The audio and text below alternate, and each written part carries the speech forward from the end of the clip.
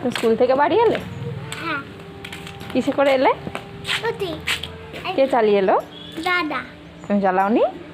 পারি পারো? পারি না। হ্যাঁ। আচ্ছা, আসার সময় কার সঙ্গে দেখা হয়েছে? দিদুন কি বললো?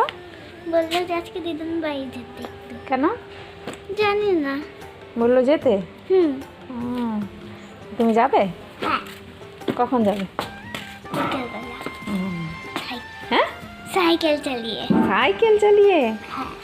আচ্ছা, যাবো।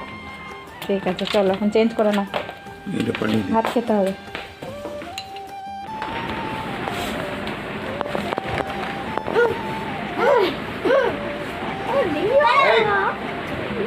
ওটা কিছু না, লিপস্টিক